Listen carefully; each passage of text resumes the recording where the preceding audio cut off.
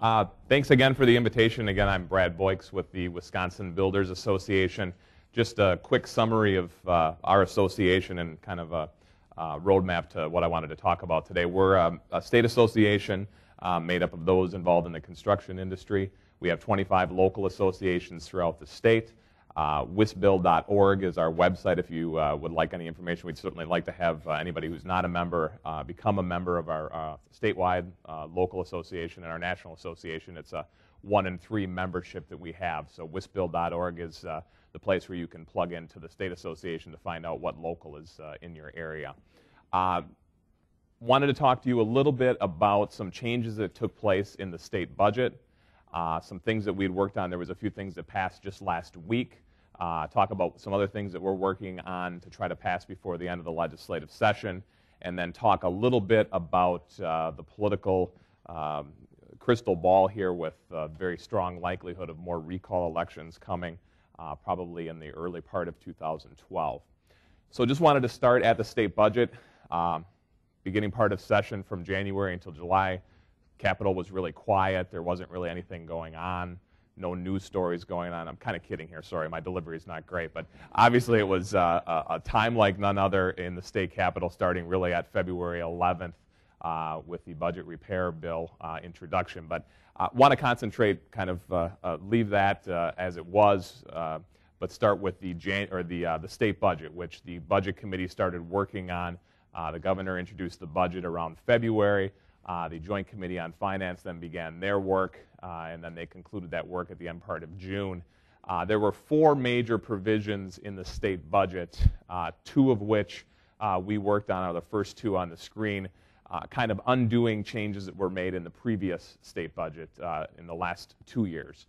The first one dealt with the conversion fee on ag land to develop that land. There was a large provision in the state budget 2 years ago called the Working Lands Initiative, and to pay for that program, there was something called a conversion fee that was put on land per acre to get it out of ag and put it into developing it. A lot of the provisions in the Working Lands Initiative we supported. We were actually part of a group that kind of helped put that together. The problem when they put that together is there was no funding source. And obviously in a state budget, the last two, 3 cycles have been tough state budgets. They needed a funding source 2 summers ago, and they decided to implement this conversion fee. The Wisconsin Builders Association, the Wisconsin Realtors Association, and the Wisconsin Farm Bureau all lobbied against the provision that implemented the conversion fee. This time around, we had obviously vastly different majorities, a new governor and new majorities in both houses in the Assembly and the Senate. We worked very hard, and this was, frankly, there were people on both sides of the aisle. This was really an issue in a contentious session there was people on both sides of the aisle that had, maybe different opinions on the conversion fee. There were Republicans that wanted to keep it. There were Democrats that wanted to keep it. So we had to kind of work through that during the process. But at the end of the day, we were able to get rid of the conversion fee on ag land to turn that over to develop. So that was one thing that our developers, frankly, we hadn't received a lot of calls on this. Obviously, the economy has driven that more than anything else. But moving forward, as people again start to develop land, we were anticipating a number of calls in the future, and we're glad to get this taken care of in the last state budget. Another provision, again, that was put in, prevailing wage requirements. In the past, if you were a developer and you were going to do a subdivision, you contracted with another company to do the infrastructure, and then you turned that over, dedicated those services over to municipality. There were never any prevailing wage requirements. In fact, we would have informal discussions with our friends who lobby for the more commercial builders. They'd talk about prevailing wage, and I would kind of tune out because it really wasn't anything that directly affected residential housing. Again, 2 years ago, we got to the end of the debate on the state budget, and rolled into that was a provision that said if you are paying for, with private funds, infrastructure that's then dedicated over to municipality, that would indeed have to be covered by prevailing wage rates. Our argument on that was, again, it's the developers' money, they're contracting and dedicating it over, that shouldn't be covered with prevailing wage. So again, This was an extended topic, took a while to get. There was a big package of reforms that came through in the last state budget that made, again, changes to what was done in the previous state budget. This was kind of a long process. The same groups that had advocated for the changes 2 years ago actually supported the package of changes that were in this state budget. So what at the end of the day was passed said that if you are developing a subdivision and 90% of it contains single-family lots or single-family homes, depending on the point in time, that the infrastructure for that would not have to be paid with prevailing wage. So this is one thing. If you are a developer and you're meeting with the municipality, we had an example. A developer in the Green Bay area was meeting with the municipality, and the municipality had gone through and kind of done the calculations for the infrastructure of their subdivision using prevailing wage rates, which up until July 1st would have been the correct way to do that. And she called me and said, well, didn't we change that, or wasn't it a change in state law? I said, yes, it was. I sent her some documents from DWD, and they were now going back and recalculating those costs. So it's one thing to be very aware of if you do residential subdivisions that could be changed and actually in the end could very likely save you dollars in the end. One thing that we did, and this was a new provision in the state budget dealing with the new Department of Safety and Professional Services. The budget changed. The Department of Commerce had been, along with DNR, our main regulator. The Department of Safety and Professional Services was created in the new state budget. That's where a lot of our code development and things of that sort are now housed. We wanted to make sure that in the future there are not numerous code packages that come over that vastly increase the cost of housing. Obviously, codes change. In Wisconsin, we look to model codes, but we have our own uniform dwelling code. But we just wanted to make sure that any expensive code change, cumulatively code change on a 1 or 2 family new construction or remodel, that if a code package exceeds $1,000, that would actually need to go to the full legislature to be acted upon. So we were able to work with members of the legislature and the budget committee and receive that provision that said, again, if it's an expensive, if they go through and do a cost-benefit analysis, which they're now required to do on any administrative rule change, if the cost is over $1,000, the entire legislature and the governor would have an opportunity to review that and pass it, just like a bill that moves through the legislature. The thought process on that is if it's an expensive change, all of your elected officials should have an opportunity to weigh in. Conversely, all of you as constituents should have an opportunity to talk to your members of the Assembly, members of the State Senate, and the governor's office before that is enacted. Finally, there was a permanent property tax freeze, which does take into account increases in new construction. Obviously, property taxes is an important thing that we've tracked a number of years. We hear time and time again that that's obviously a driving factor in people who either want to move or build a new home, so we're happy with that provision that was in the last state budget as well. A couple of quick things that were just passed last week. There were several special session bills. We are currently in a special session of the legislature. Their regular floor period just ended last week, but they could come back between now and the mid part of January is when their regular session starts again, but they could come back to address a number of things that were not done in the last couple of weeks. There were a number of bills that were done to help improve the legal climate in Wisconsin. Those are a number of special session bills and regular session bills. There was a bill to expand the number of businesses that are eligible to receive a WHEDA loan, Wisconsin Housing and Economic Development Loan. This makes it a more broad definition. Obviously, access to credit is an important thing that a number of our members have talked about.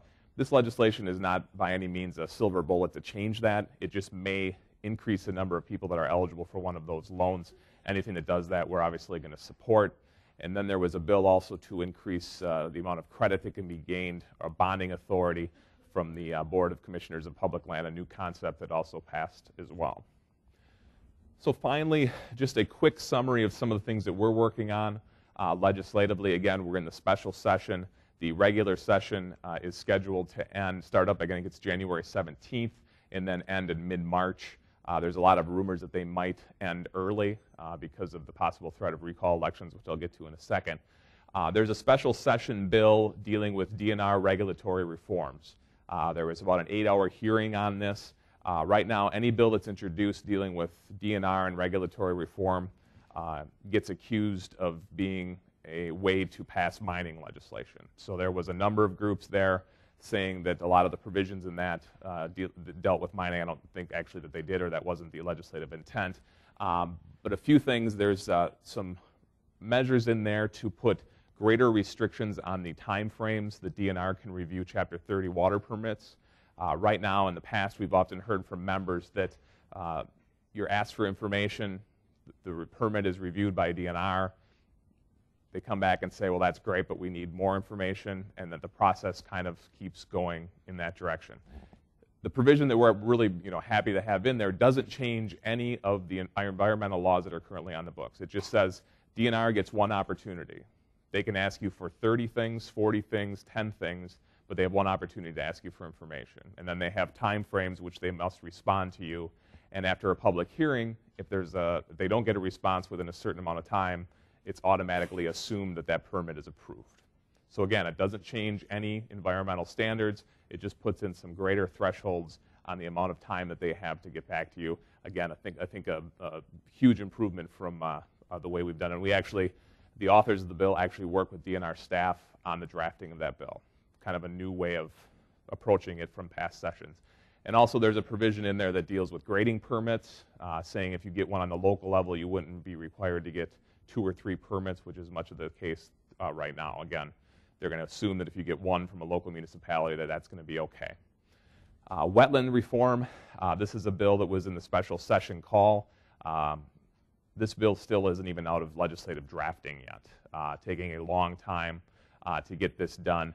This is one of the big ticket items that they may come back and address, but it's moving very slowly in order to get that done. The governor very much wants wetland reform, and we're supportive of the concepts that he's talking about. But again, until you see a legislative draft, it's difficult to see what exactly that's going to encompass. We've been working on a bill to get a more uniform statewide commercial code. Right now, if you build a home in New Richmond or Eau Claire or Madison, you have one code to build to. If you build a commercial building, that code could vary greatly throughout the state. And this bill would make it a more uniform. Right now, as drafted, it would be a completely uniform code. We're working on an amendment to that that would essentially make the code more uniform. Wouldn't be a completely uniform code, would allow municipalities some flexibility to have differences in that code. But if we can get a bill through that has 70 or 80% of the code throughout the state uniform and has some variations, the concept right now is you would have a website at the Department of Safety and Professional Services, so if you have a municipality that is different, you could click on that and see that. We're looking to get more builder and remodeler representation on the Uniform Dwelling Code Council. That's the advisory committee that has input on the 1 and 2 family code. We have a number of provisions dealing with the 1 and 2 family code, some changes that we're advocating for. We've met with department officials and asked them to consider changing a number of codes. The top of the list is new wall bracing standards, which we hear time and time again from members are just overkill from what you need to have a safe house. We're hoping that we can get that acted on. And also, finally, if anybody does remodeling, DACAP 110 is a rule that remodelers must follow once they start a project. It's something that was created in the 40s and the 50s, really needs modernization. We've talked to the department, they agree, so we're hoping to get kind of a study committee with our members to address those issues. Finally, recalls. Obviously, over the summer, you folks had a huge recall election with Senator Harsdorf. It looks like we are coming close to having another round of recall elections. The Democratic Party of Wisconsin has said that they're going to help those efforts. They're going to start their efforts on November 15th, a week from today. There was a gentleman who filed a recall petition this last Friday. That allows and triggers the governor's ability to raise unlimited funds that are used in that recall window. So right now, typically you can give to a gubernatorial candidate $10,000 in a calendar year. Right now, because of that trigger, it's a weird part of the state law that says if you're an incumbent being recalled, you can take unlimited personal and PAC dollars from any individual or political action committee. The threshold for that recall is $540 206 signatures that are needed within a 60-day window. So if those number of signatures are, if they get those and they're all certified, then we will have a statewide election for a recall of the governor. There's also been rumors and probably a very strong likelihood that we could have as many as 4 Republican state senators who will also be up for recall election as well. Terry Moulton in the Eau Claire area.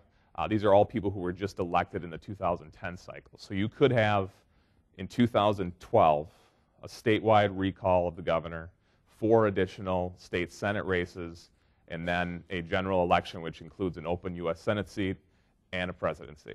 So what you folks saw last summer is going to be magnified again, very likely all over the state in 2012. And then you have to look forward to a fall general election that's going to be Wisconsin, obviously a huge target in a swing seat, and then an open U.S. Senate seat, which is going to probably hinge on the majority party in the U.S. Senate. So things kind of continue to roll starting. We've been in a constant election cycle starting in November, the summer of 2010.